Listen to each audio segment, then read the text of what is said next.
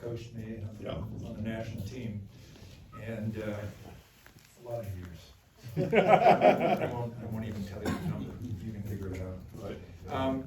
And also if you want to at some point, I'm not sure what, John, people want to look at it here, or we can take it outside. Put it outside as well. This is the 1881 Yale-Harvard trophy. I've got to be careful, I'm from Boston, so from the first 40 years of my life, it's always been Harvard-Yale. Yeah. So, Well, who's won it more? yeah, but I've got, in my script that I have here and stuff, I tried to balance it out, Harvard-Yale and Yale-Harvard. Hopefully I did. But that was the Yale crew that won in 18, and they did this, they still do this. I'm not sure if they're so elaborate, but it's an award. It's not the trophy, it's an award. In other words, the Yale University Boat Club organization would present each member of the crew. So there's 9 of those. A friend of mine has one, but I don't know where the other 7 might be. But so you can take a look at that. It's really pretty. It's well engraved. It's a lot of effort that goes into that. So, but I'm going to talk about the first 20 years. I'm not going to go into who won this or how the race went, and except unless it's a pretty interesting situation, then I'll try to give it to you. So, and then I'm going to switch gears a little bit, because even though it's not Yale, there was an event that happened between Harvard and Oxford in 1869 that changed the course of rowing in the United States, collegiate rowing in the United States, as well as amateur rowing in the United States. So I'm going to basically have kind of an image show, slideshow, and I have a script to go with everything. So I'll be doing a lot of looking down on my script here, but and I want to go in, we'll look at Yale and Harvard the first 20 years and see what it was like. And this is the recent picture, or recent meaning 20th century photograph of the Harvard-Yale race. But it all started in 1843 when a Yale boat club was formed. 6 students formed the Pioneer Club. They pooled their finances and purchased the Pioneer from New York. So this is the bill of sale, or the invoice for the boat, and 8 oars, and then transportation by steamer from New York to New Haven. 1 year later, in 1844, Harvard purchased the Oneida boat, and the Oneida Club was formed. And this is a print of that boat. Very, no sliding seats, no outriggers, very heavily constructed. And these boats were built just for recreational purposes and to go out into rough water. And over the next few years, Yale added more clubs. A group of friends would purchase a boat and usually name their boat after their club, or vice versa. They might have a club and it's got a name, have a boat that has a name, so therefore they adopt that for their club name. The friends were often classmates, so the club became associated with the graduation year. Upon graduation, the boat would be sold to a later class. You see the Excelsior, which went from 47, the class of 47, and they sell them. They own these, and they would sell them because they would purchase them, and would go to the class of 48, 50, 52, 54. And you'll also notice that there is one boat, which was the Shawmut, which was purchased from a Harvard club, which was the Halcyon. So there's a lot of swapping around of these boats. And the same at Harvard. This is a little bit more of a broader list of clubs, but these were student-run clubs, and they gave the students a recreational outlet, like I just mentioned. At Yale, they mostly toured New Haven Harbor, and at Harvard, sometimes they went upriver to Watertown or downriver to Boston and Boston's harbor. In the 19th century, the Charles was tidal and open to the ocean. In 1857, Harvard received its first racing shell. Racing shells were just being developed during the 50s, late 40s and 50s. Here are a few images. This is a Yale club. I don't know what Yale club it is. I don't think this is what they got in vote in, but this was the title. But I tell you, they usually wore those hats. And a photo of Harvard. Now, this is actually the Harvard racing uniform, and they raced with this uniform for at least 20 or 25 years. I've got a lot of pictures of the subsequent later crews, all dressed the same way. And again, the hats.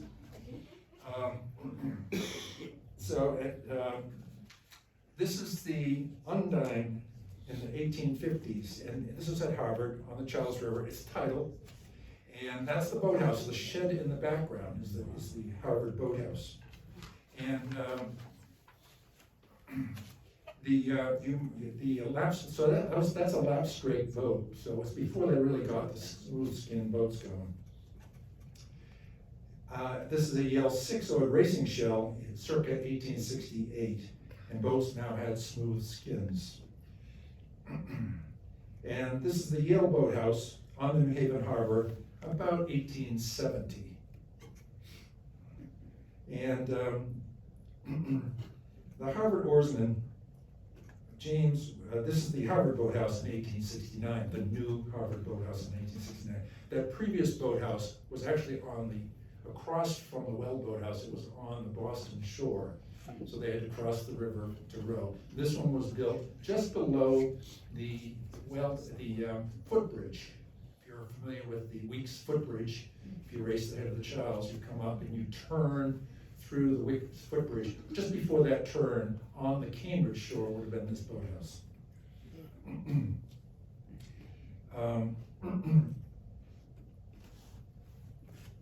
Harvard oarsman James Whitten, class of '53, a resident of New Hampshire, befriended the Boston, Concord, Montreal railroad agent James Elkins and suggested Winnipesaukee would be a good place to have a race. The railroad liked the idea and committed to paying all the expenses for Harvard and Yale. The railroad's interest was in selling fares to Concord. This is a list of some of the races, and like I said, I'm not going to go through every race and give you the details. They're somewhat, a lot of them are all mostly the same. But I'm going to visit a few of the races and sprinkle in some interesting details. In 1851, just before this race, the first race, the Harvard faculty suspended 4 clubs for the 1851 through 1855 season. The Halcyon, Iris, YY, and Undine. It seems the clubs got rowdy and went afoul of the police. So that's why in 1852, there's one Harvard boat, the Oneida, and because all the other clubs were forbidden to row. So in 1852, only the Oneida raced. In 1855, the city of Springfield organized an Independence Day celebration and invited Yale and Harvard to race in Connecticut. So this wasn't kind of a set fixture that was going to happen. Of course, it didn't happen for 3 years, 3 years, and so, but they were invited or they were sponsored or something that would get these races started and get them underway. So in 1858, the Connecticut River Railroad sponsored the Springfield race. All was well until a week before the race. Yale was finishing a time trial when they collided with another boat. The bowman, George Dunham, gasping for air, just finished a hard row and not proficient at swimming, and he drowned. And the race was called off, so there is no 1858 race. In February of 1859, Harvard invited other colleges to a meeting. Harvard, Yale, Brown, and Trinity attended and formed the union, the College Union Rowing Association.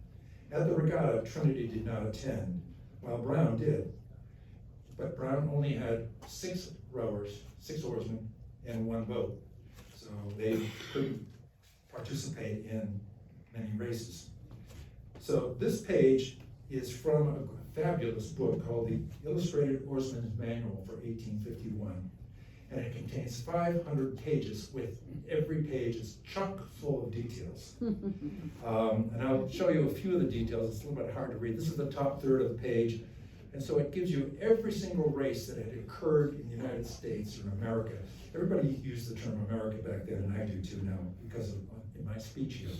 But it shows the course and the weather and everything that was going on. And then in the middle of the page, it shows the crew, their hometown, their class, and it shows the description of the boat. So very great details. And just to think this guy has 500 pages like this. This is the bottom of the page, with a little bit of how the race went, but who the officials were, and so on. So that was great. So the Worcester races were challenging.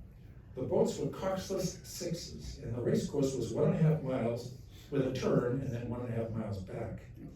Steering sixes. Now, think about 6 college oarsmen racing in a coxless six. The bowman has steering lines, steering foot stretcher. So it was very, very challenging. And so there was treacherous. And where the leading crew has to slow down to make the turn on the stake. Both crews mostly went through the same stake. So you got the leading crew, hopefully they're leading by enough, but sometimes they're not. And then you get the following crew coming, blazing right down on them, so there were a lot of accidents. The early races were set up as club entries, and for Yale and Harvard. Into the 1960s, the contest grew in importance and popularity, so much so that more formal structure needed to be implemented. So in 1867, Harvard organized the Loose Federation of Class Crews into the Harvard University Boat Club, HUBC, and established a board of delegates responsible for all of Harvard's rowing. In 1868, the next year, the clubs of the Yale Navy converted their clubs into class crews. So they went from the Yale Navy, then class crews, but then 2 years later, they formed the Yale University Boat Club, YUBC. Now the HUBC and the YUBC were in charge of all rowing at their universities. In 1869, freshman races were added. Also in 1869, 4 Harvard oarsmen departed New York City, heading to London, and missed the Worcester race, and that'll be my next topic in a moment. In 1870, the consignment race drew 40,000 spectators. Harvard led, but Yale claims they were pushed off course, heading to the stake. Then Harvard at the stake. Harvard got to the stake first.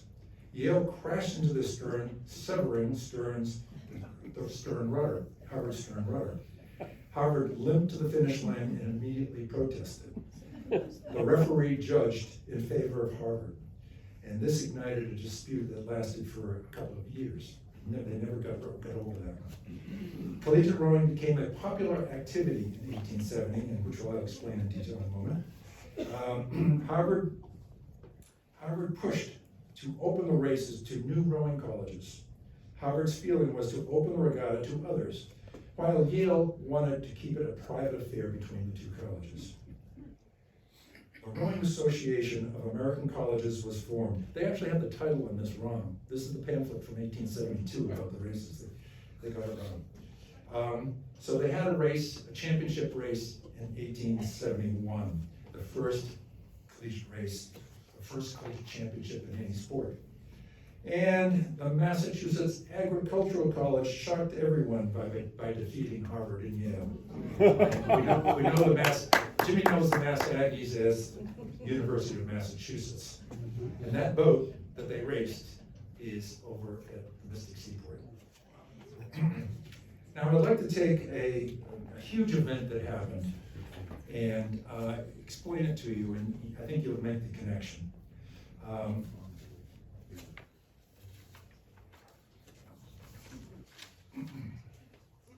This is a Currier and Ives print, and they actually did a couple of prints on this particular event. This is in London. And in 1868, Harvard attempted to organize a race with Oxford and Cambridge. However, Harvard and Oxford couldn't settle the details, and the time elapsed, so they didn't do it. However, in 1869, the challenge was renewed, with Harvard's captain sent a challenge letter to both Oxford and Cambridge. Oxford accepted, but Cambridge never replied. This is the Harvard crew, and there's changes in the boat, which I'll explain momentarily. But this is the initial crew that went over to London to race Oxford. They took a train to New York, and were guests of the Nassau Boat Club, honored at a banquet, given a big send-off by the city of New York, and departed on the steamer City of Paris on July 10th. They left behind 6 oarsmen to contest Yale on July 23rd. The crew brought with them their older shell, a brand new shell, and a boat builder, Charles Elliott from New York. He brought parts to build a third boat if either of the first two were unacceptable. I'm going to read excerpts from Harper's Monthly, although there were numerous reports all stating the same information. Rowing historian Christopher Dodd inventoried 257 American newspaper reports about the boat race published in 1869. And from Harper's, they reached Liverpool on July 20th, where they were met by the representatives of the Liverpool and Chester boat clubs. They got forward at once to Putney, the most thorough arrangements having been made by Stanton Blake of New York City for their conveyance over the London Southwestern Railways, free of any expense, special cars and an engine placed at their service. They had their own limousine going down from Liverpool. They got on to their residence at the Crabtree Inn, but soon found it was very noisy and hundreds of onlookers were milling about. So they moved into this house in London, and I'll read from Harper's.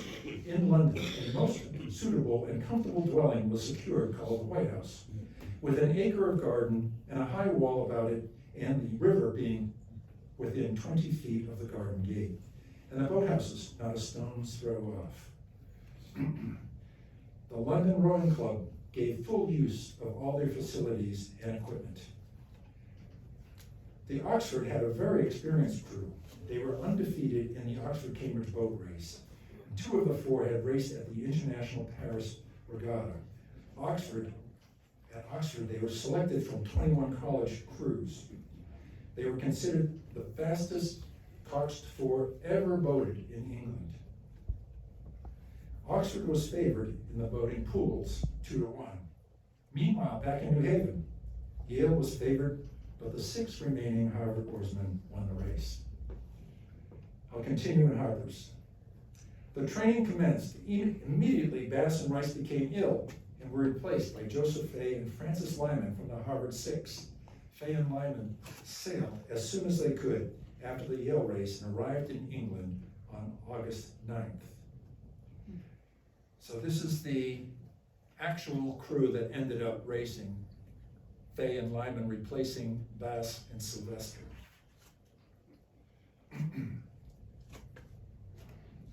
So I'm continuing with Harper's.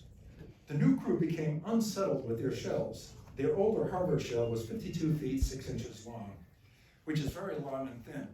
The new shell, built by Elliott just before departing, was 49 feet long. And this boat sagged when they rowed it and was difficult to steer on the twisting Thames course.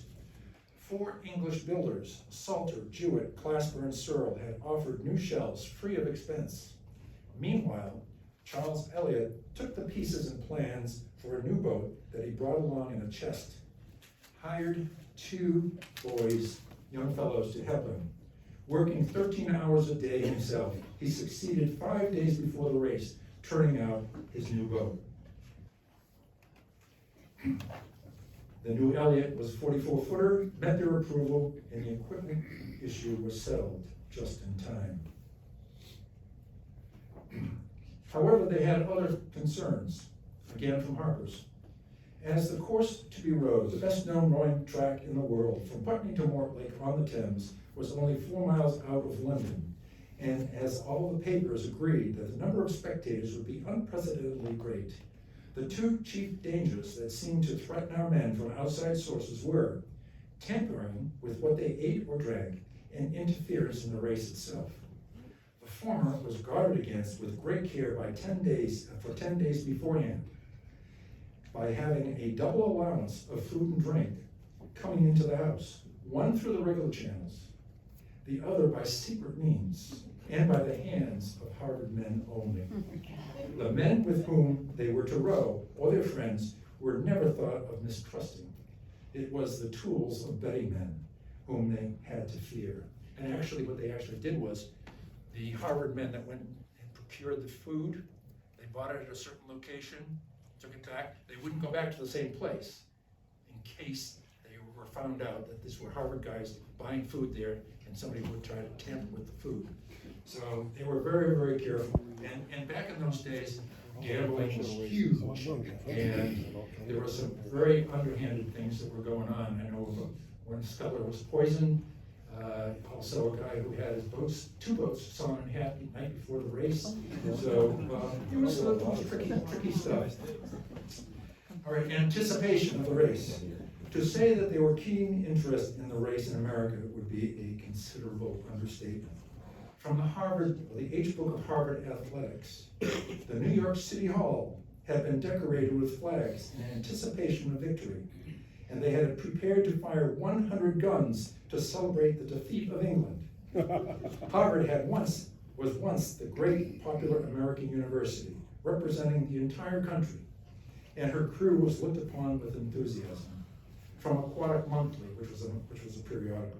In the city of Milwaukee, preparations were instituted for a grand powwow in case the American crew should be victorious. A public meeting was called at City Hall. A salute of 50 guns was to be fired, and the ringing of bells and blazing of bonfires were to add to the effects of general rejoicing if Harvard won.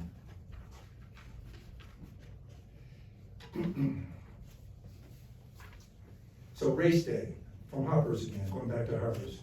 From the stations near Putney, by all the roads and footpaths, long lines of eager people poured down toward the river. Arrangements were made by the chief of police, Colonel Henderson, for keeping the crowd orderly that were simply unprecedented. 6 years ago, 40 constables were deemed sufficient to keep in order those who then attended the Oxford and Cambridge boat race. On the 27th of last August, 800 police officers were detailed to watch the people on the bank alone, while the river police boats were placed at every necessary point.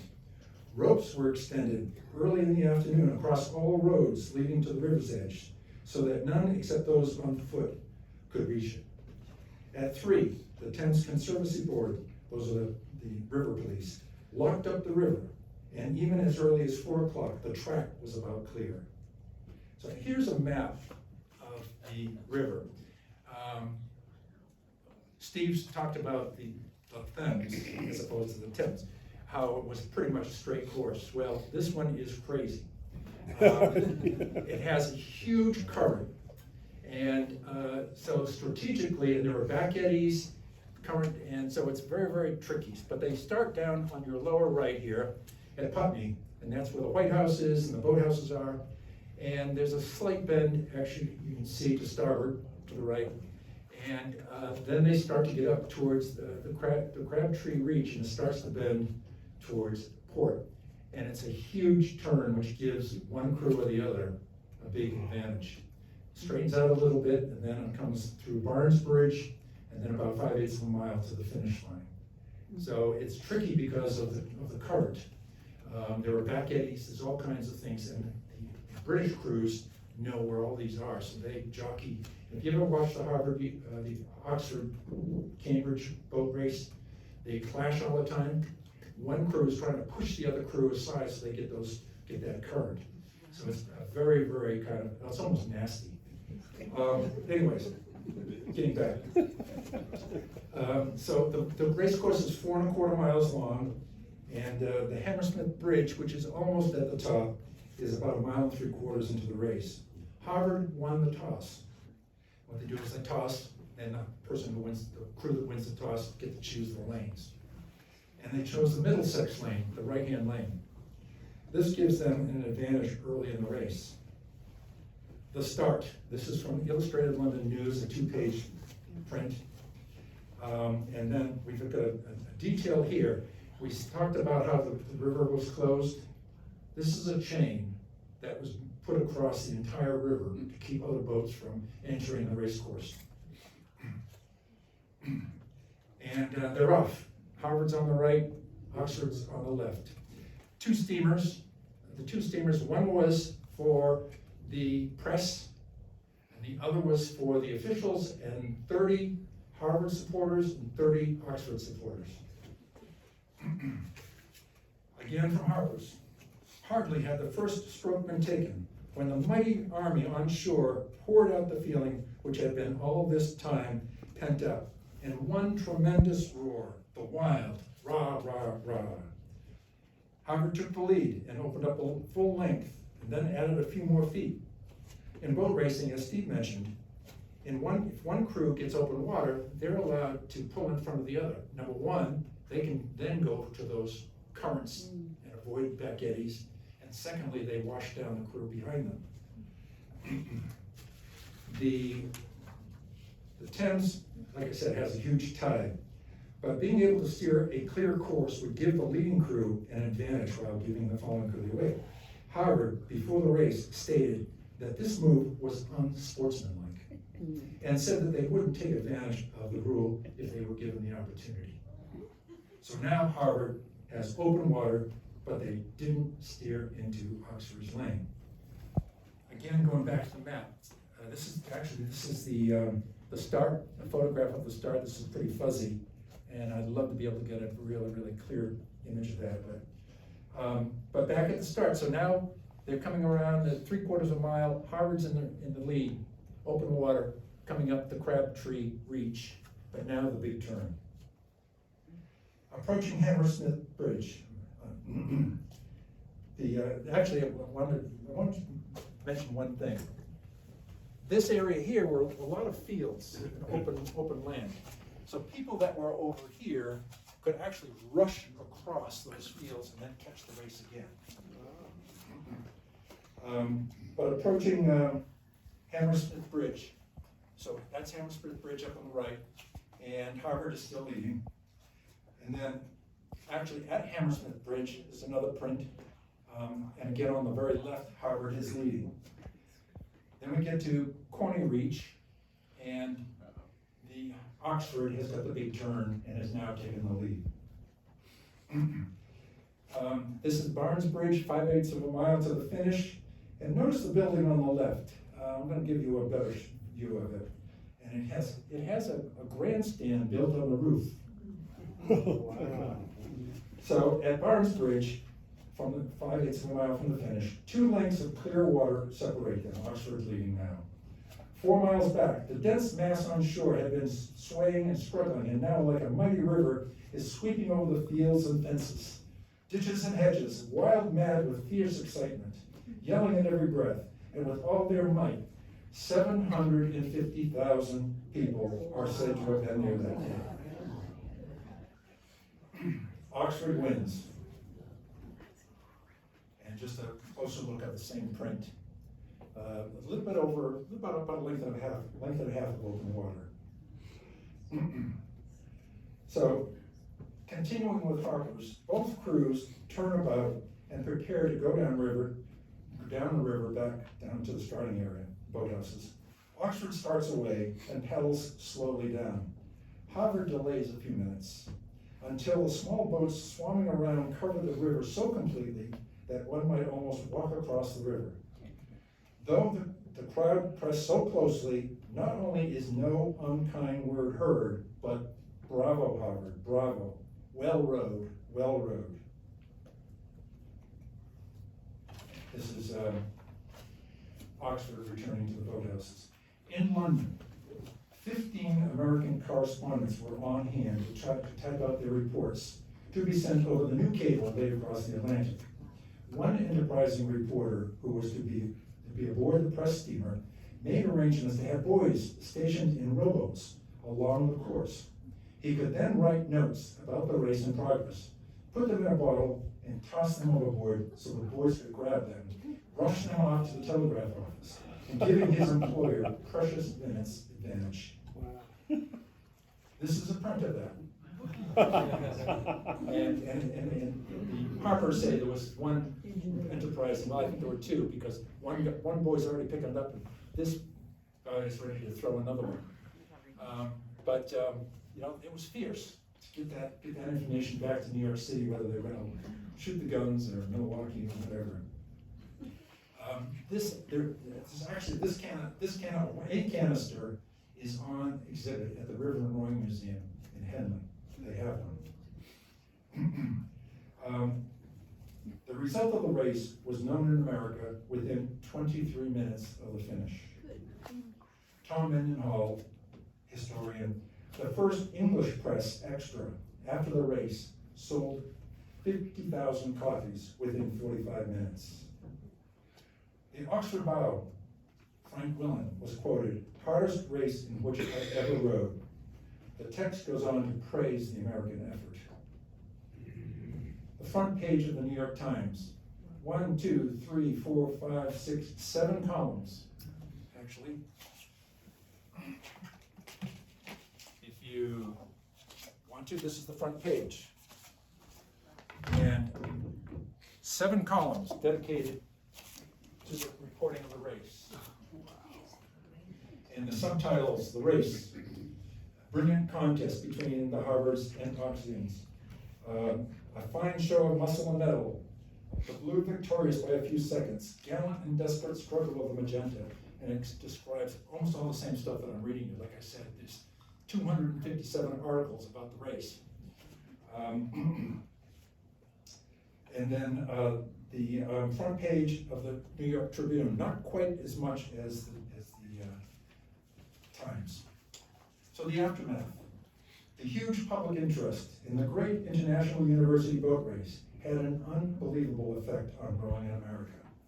George Balch, the guy that did the 500-page book, he wrote, "The newly awakened interest in rowing at many of the most noted seats of learning in the country will undoubtedly lead, in time, to the great increase in the number of candidates for aquatic honors in the future annual regattas." So he wrote that in 1870 for the 1871 book.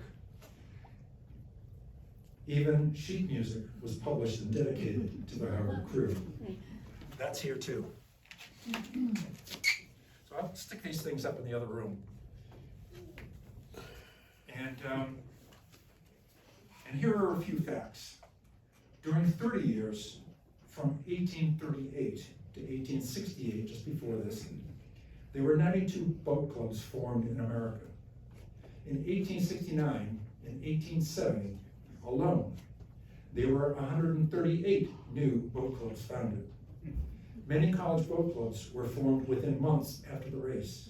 In 1870, Cornell, Princeton, Columbia, St. John's College, Annapolis, Mass Agricultural College, like we heard about, Amherst College, Williams College, U.S. Military Academy, Ohio Wesleyan, Griswold College in Iowa, Lafayette College in 1871, Bowdoin College, Wesleyan, Dartmouth, Rutgers.